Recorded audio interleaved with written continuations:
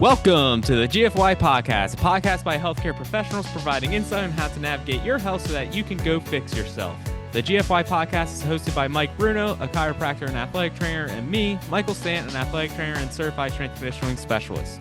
Although we are healthcare providers, we are not your healthcare provider. We will discuss general health interventions in this podcast, but you should not take that as health advice that works in every situation. Before doing anything on your own or making any lifestyle changes, please consult with your own physician. This podcast and views from this podcast are separate from our full-time jobs and our own opinions. So as we've kind of started off, first segment today is what's new and exciting. So first thing, recent article that just came out is actually it was looking at does walking, if you're in a neighborhood that actually promotes walking, does it actually increase walking, right? And I thought it was kind of cool. So they actually looked at 11,000 twins because they wanted to limit for genetic risk factors. I love the twin studies because first off, you're always just like, how the hell did they even find that many? Yeah, like, that was my first question. Yeah, I know one.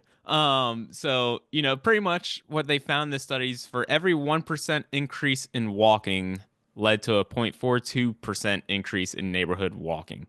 So essentially like in walkability of the neighborhood. Sorry. So English, please. if the neighborhood was nice to walk around and you wanted to be a part and the community itself is more of a walking community, you were essentially 2 times more likely to actually walk. Okay. Makes sense. So essentially it led to 19 more minutes of walking per person if you're in a neighborhood that actually walked, which is very good for most people. Like 19 minutes of walking actually leads to huge things for a lot of people metabolically. That's per day?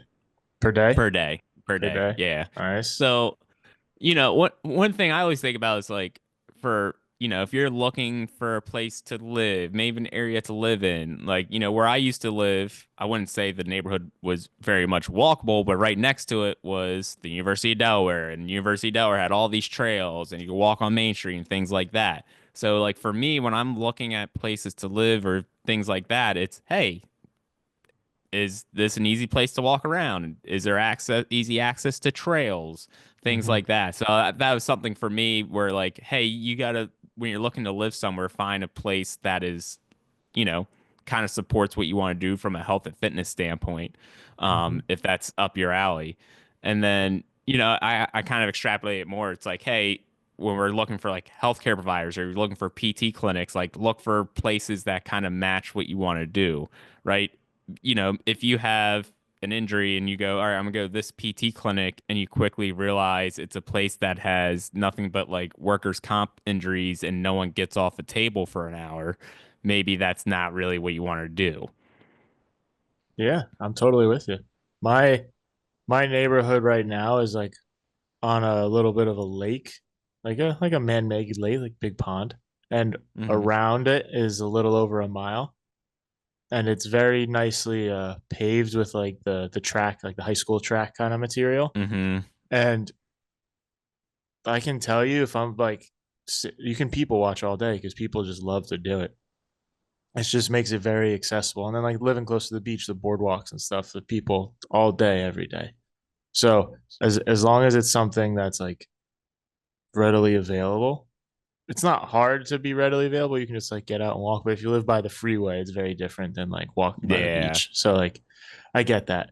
And more towards what you were saying with it's more about like your environment. Like that's the quickest way we always talk about how to like we create changes and stuff. You're changing your environment is the biggest like single factor that you can do that's like relatively inexpensive and in your control. Is like if you feel like you're so like as an example, it's really hard for people to like get home workouts in if they're like not motivated, they don't know what they're doing, there's not a sense of community. You can run through the list and it's like I hear this all the time. It's like I have all the stuff in my house, but like I just don't do it. Your refrigerator's right there, your couch is right there. Like it's easy to not. Yeah. But if you commit to a time and hey, I'm going to show up at 8 a.m. to this place that's full of people who are trying to do the same thing that I'm doing, there's a much higher percentage chance that you will get the outcome that you want. Yeah, no, definitely agree with that. Even there's times where, we were just talking about I have my own home gym at this point. There's no reason for me to ever go anywhere. But I definitely miss like parts of the all right, I'm gonna go. There's other people working out. All right, well, other people see me working out, so therefore I gotta like I gotta make it lift look like heavier I'm and look doing cool. something. I did CrossFit for a short period of time, which like I enjoyed because of the community aspect. Like I thought Oh that was yeah, the coolest part about it. Doing Olympic lifts over and over again. That sounds like a bad idea. Doing it's not my favorite. Yeah, 100 cleans to overhead presses. No, I yeah. probably should have never done that. I'm lucky I didn't get hurt. Um, but yeah, that's honestly probably one of my the community, the environment, like you said too, and like right, it's just surrounding yourself with people who have the same goals, right? If you're surrounding yourself with people going to a place and it's just like compare like Planet Fitness to like Crunch Fitness, like you guys have Yeah, crunches like up by the big you box gyms. or Edge where it's We like have they Planet have Fitness. We have Planet Fitness. so like right, Planet Fitness, not, if you want to get indoor cardio in, typically a good spot, but they don't have as much from like a weight room or like open space standpoint. Whereas, and that's your goal. It's like, hey, I just want to get on machines. I want to do my cardio. I just want a little bit of lifting to be decent. Cool. Hmm. But if you're looking at Crunch Fitness or Edge, because we know Edge in Connecticut, there's one in Delaware, where they're big open spaces. There's a little bit more you can do, things like that. I guess like make sure whatever place you're going to matches the people you want to be around, the goals you want to hit. 100%. There's a very different type of person that goes to Planet Fitness versus like Lifetime, like the big gyms that are. It's almost like a country club, Yeah, yeah, like an yeah. That's athletic country club. that's what I was gonna call it. Because Yeah, there's was oh man, there's Lifetime. There's another one that's even more so like a little they more bougie say than that. like Equinox. Equinox is Yep, another yep, one. Yeah, yeah. yeah. This is not sponsored by Lifetime or Equinox, but the like those big gyms attract a very specific kind of person. Those people are usually already very invested in their fitness. The Planet Yeah. Fitness people are the ones who are usually very entry level to fitness. So there's a place for everyone. You just have to, and you can go one of two ways. It's like, hey, I'm just getting into fitness. I want to be around a bunch of other beginners, right? Mm-hmm. Or you can be the guy who's like, I want to be around the people who are already there because that will get me there much faster. I tend to think that way. So, personal example, I picked up Muay Thai, so like kickboxing in the Mm-hmm. past couple of years, and it's a very, very different workout when I'm working out with someone who's like my level or below compared to like a black armband they like is the rankings. And they're it's night and day. It's night and day. It makes me push myself 10 times harder. Like everything's different. Everything. So it all depends on how you operate, right? Because some people can do that and like work with someone who's like 10 levels ahead of them and get very discouraged. It's like, Mm-hmm. hey, I'll never be there. Or it's like, hey, they got there. Why not me next? You know? And I've seen some really cool transformations. Like there's a kid who comes in super overweight and was always very shy. Um, couldn't even do like a push up. Now he's doing probably between like 25 and 30 unbroken push-ups. He's keeping up with the like the cardio component of everything. And everyone's super supportive because like he's working hard and it shows. It's really cool. Yeah, that's cool too. Like even like, hey, that's Muay Thai. I don't know what the gym aspect of it is, but he did all that through Muay Thai, Mm-hmm. right? Like it Mm-hmm. wasn't like he Exactly. just was like doing like a bench press specific program to Mm-hmm. get to 25, 30 push-ups or a push-up specific program. It was, hey, you can achieve that other ways too. And like right Exactly. for him, it probably wouldn't have been fun getting to that just going to the gym for 30 minutes. Like, and we talk about some people need kind of more of a objective during their workout as Yeah. opposed to just I'm doing this to because I know I have to stay healthy and strong. Yeah. If he was at home and just doing push-ups by himself in his room, like would he have made the same progress at maybe would he have made it as Yeah. fast? Probably not. Yeah. Like He there's would have a maybe quit a week or 2 weeks into doing it. right, right. So there's definitely the herd mentality is very helpful if you use it appropriately. Yeah. So cool. What you got this week? Did you know? Did you know? So there's a couple of different things I was thinking about for this one, and the the one that I encountered um this past week was a little more um like hit homey, right? So Mm-hmm. the if you've been a lot of people can probably resonate this with like grandparents and stuff like that.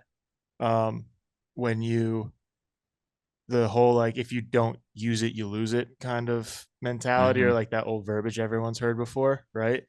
And this becomes very very apparent much later on in life. So if you have older people in your life, some might be very active, some might be very sedentary. Um, and you can tell, like, I work with a lot of older people. So there's 80-year-old guys who are playing tennis every day. They're bright, alert, can hold a conversation. And there are sedentary 80-year-olds who've been stuck in a chair for the past 20 years. They can't even get up and down the steps. They're forgetful. They don't like it's amazing the other things that you see fall off when your physical activity drops. It's like physical Mm-hmm. activity. They say, I heard, I don't remember who said it, but it was like if you could take all the physiological benefits of exercise and you put it in a pill and it was just like very easily takeable, like it would be the most expensive drug on the Yeah. planet. Well, it's also like it's the one thing that like across the research is very consistently to show that it has a I don't know, anti-aging effect. Right, right. So the all of the downstream effects of just being able to exercise, and exercise is different for everybody, but it has to be something that's challenging for you, right? So if you're morbidly obese, walking could be a challenge for you, but if you're Mm-hmm. in shape, you got to be like, it's always being able to like push yourself the appropriate limits. And it's amazing. It's more about small wins consistently over a long period of time versus the people who like work out like crazy, get burnt out, stop, Mm-hmm. wait till New Year's and pick it up again, and then stop. um the people who have you like all blue zones and things like that, right? Yeah, yeah. Yeah. So for all the listeners, blue zones are like people who like live to 100 and have all these healthy markers and stuff like I'm that. gonna I'm gonna have a fun thing for you after you do all this. Since you mentioned blue zones. All right. um it's like you look at blue zones, there's like island countries, I think Greece, Japan. I don't really I don't really know a ton of more than that off the top of my head. But these people aren't like exercising like crazy. Like they're not savages in the gym throwing around Hmm. heavy weight. They basically like they have very very strong relationships with friends and people in the community. They walk everywhere and they eat simple food. Like it's not really what you Yeah. would expect. It's just the small things that they do consistently, just because not even that they're trying to do that and like live healthy. A bunch of them smoke and like drink every day, but they do it like the benefits of being able to do those small things that create a big impact over a long period of time. you know they live to be And 100, and it's so, like a healthy 100. yeah, It's not like a yeah, decrepit 100. yeah. So my fun fact here is that this just came out. I have to go find it. So someone got like a prize, like won an award for this, where and when it came to the Blue Zones, part of the reason why like all these people living to 100, things like that, and they probably still have a lot of 100-year-olds, but then they're trying like they so generally they're like, oh well, like all the people who are generally live longer. Someone went back through death certificates and kind of realized that they just don't do a good job of recording when people die in those areas. So that was actually part of the issue, was that apparently they just weren't realizing some of these people were already dead. And so that's how numbers were getting inflated. I got to go data find like data apparently skewed. oh my God. I gotta go find this because it's like someone got an award for doing the research on this and realizing like, hey, like, Yeah. there's a lot of good stuff here, but it's not as a profound effect as you think it actually is. Um, but like you said, like all that stuff's still very important. A lot of that's still very research backed of like, hey, being simply engaged in your community, doing the like right, they a lot of times in the blue zones, it's like it's people who are part of a community who all make their food together and like all eat together. So like they have Mm-hmm. that going on as well. Mm-hmm. You gotta you gotta change. Something has you gotta change to change. So like if you know like exercise is good for you, you're not currently exercising. There's something there. Like if you knew what to do to like bridge that gap, you would have already done it. And it's not even necessarily that it's an information problem. It's like, oh, I know I need to walk every day, Yeah. or I know I need to not buy chips.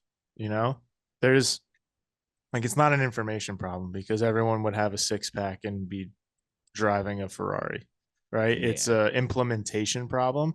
So that's why being able to have other people hold you, it's usually like the crowd effect, right? Where it's like other people hold you accountable. So if you put yourself in an environment, there's a farm around here that's like they all grow, like they have like a community garden, and they host like weekly dinners with like everything that's like cooked on property. And Hmm. there's like a gym there's like a sauna and a cold plunge. It's That's like pretty all, cool. yeah, it's Yeah. like all like health related stuff. And that attracts a very certain type of person because it's like that stuff is super important to them. And you get in a room, like if you were make it's kind of like anything. If you're making no money but you get in a room with a bunch of millionaires, you'll probably be if as long as you like absorb everything you're like learning and understanding from them, you'll probably be a millionaire too, you know? Hmm. The I saw a study that they did like corporate America stuff. Um they took like the lowest performer in the whatever business and the highest performer, and they didn't even have them interact. They were just like physically in the same room together, and the Hmm. lowest performer, his productivity increased just by being adjacent to the high performer. So like if you can't motivate yourself, get around people who are already doing it, Yeah. and that will skyrocket stuff. Yeah, it kind of goes back to the what's new and new and exciting. Like that's right Mm-hmm. there, that research study. Get around people that are better than you. Dude, it's true. It's true. Yeah. It's intimidating. Yeah. And you have to be okay with sucking at first. Like you have to swallow that pride. I Yeah. got I the mean, first time I did Muay Thai, I got kicked in the face and my contact popped out of my eye, but I kept going back. I think about any of the housework I've taught myself how to do. Like like initially I was intimidated by it, but then like I was like, all right, I just got to do it and realize I'm not going to be good at it. And there were things I screwed up. What a weird thing to practice on. It's like, oh, Well, it is like let me just that. fix my plumbing. Like I mean, yeah. it's a high Now, risk. That's high risk. Good oh, for very you. high risk. I don't reckon like you gotta Don't have be your own balls. plumber. Yeah. Yeah. Actually, after doing all this, don't be your own plumber. It's just, um profession I wish I was, but hate at the same time. Plumbers, um, because of the amount of money I've paid for them. Yeah. You know what grinds my gears? Plumbers. Plumbers. What really grinds my gears on this topic is, kind of going back to that. It's like even hearing people our age going, "Oh, workout, I don't do that anymore," and it grinds my gears because I'm just like, no, because you're gonna be feeling it just more and more as you go down the line. Yeah, That's what grinds my gears. it's like an identity shift. Like I'm not the Yeah. person who works out, or you have to, and then that will become a thing. It's like, oh, I don't go to workout classes. It's like if that's the person you are, you're not, and someone's like, oh, hey, like there's a pop-up yoga class. You want to go with me? You're not going to do that. But I am the kind of person who will like go try new things. I meet a Pilates instructor and she's like, hey, come try a class. I'm like, I know nothing about it.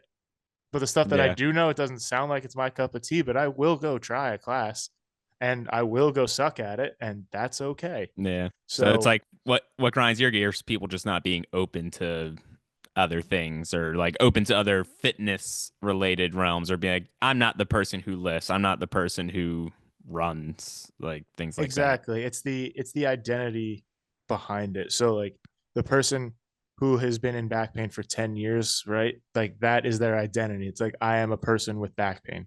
So anything that they try, massage, chiro, whatever, like they are still identifying. They still haven't done the work to become a different person. So they're Hmm. still that person with back pain. That is a much deeper layer to rehab and stuff. So when I have conversations with clients like after a plan of care and they're like, hey, I don't like feel broken anymore, right? It's between like the exercises that we went over that like the conversations we had that helped them gain the confidence to prove to themselves that they are no longer like the person who's in back pain. Like they're able to like grow into the person who does not have back pain, and that's like kind of a one of those like woo woo things, right? But there's a lot of value to that, which is very much something that people overlook and like don't address. Yeah. No, for sure. I think people they get stuck in their ways and don't believe that they can do Yeah. anything else. And it's like, you'd be surprised. Like your body's not going to just magically crumble on you if you just had Oh back yeah. pain. My whole like I guess tagline is we teach old dogs new tricks Hmm. because everyone's That's a good one. yeah, everyone's like, oh, like I this is just how it is. This is how I am. Like I can't touch my toes or whatever the thing is. Like the there is so much more. People think like just because they hit a certain age, they have to just like stop doing new stuff, which is crazy to me. Hmm. Yeah. There's so much of that myth out there. It's Yeah. mind-boggling that it's like, oh, I'm old, therefore I gotta stop running, or I'm old, therefore I can't jump anymore. Like Yeah, it's and like old is relative. Like people who are like in their 30s are calling themselves old and like they'll never do anything new. I'm like, what? yeah. What? It's I feel like I'm crazy. young. Yeah, I know. And I know 80-year-olds who feel like they're 30. And I know 30 year Yeah. olds who feel like they're 80. Yeah. Perspective. Client win of the week. I'll tell you mine. I had a cross country athlete had hip pain, right hip pain for 4 weeks. Mm-hmm. Said he had done a bunch of things to try to get right. So looked at him. I'm actually taking some recent team education stuff on more running biomechanics and things like that. And Nice, so there's a nice. whole screen and all that. So I'll use this. Like I'll see how it goes. So go through all of it. I mean, the biggest thing was, he's 13 years old, 14 years old, just generally weak. Like when he's running, he's probably your typical collapser, like knees caving in, things Mm-hmm. like that. Mm-hmm. So I really just showed him some isometric stuff to do for hip abduction to get stronger. Showed him some, actually more side planks, a lot more lateral trunk control. Then also, I'm pretty sure his dorsiflexion was brutal. So I actually showed him that. Came back a week later. Oh yeah, I'm good now. I'm running, no pain whatsoever. So that was cool, right? The very, very simple. Like I could tell you, I did not do anything crazy, but those Yeah. are always the most fun for me. Is like I showed him once, I saw him once, gave him a home exercise program. He came back a week later saying, "I feel good now, Right. no issues." Yeah. It has to be simple, effective, and enjoyable. Yep. People think it's like a big mountain to climb, but it's not always easy, but it can be simple for sure. Yeah. Good At job, least Mikey. simple, and we think it's simple, but I think sometimes when I go over this stuff with people, they're like, "Oh my God, I would never have thought of this," and I'm just like, "Wow." Like it's funny because like That is true. I think that happens to me more times where I think it's so simple what the change is, but to the other person they don't realize it. They're like, "Oh, I would never figure this out." Yeah, you got to show them the way. Yeah, cool. You got Cool, any man. wins? Are you happy with that? Yeah, I'm happy with that. That's good stuff, man. Very good Sweet, stuff. cool. let's Go fix yourself. Yeah, go fix yourself. Next week we should talk about. I did a deep dive listen on the whole like conspiracy behind the CEO of the health insurance company who was assassinated. Deep health insurance dive. I would love to just do a deep health insurance dive. Let's do it. That's cool. Next week. Stay tuned. See you next week. Go fix yourself.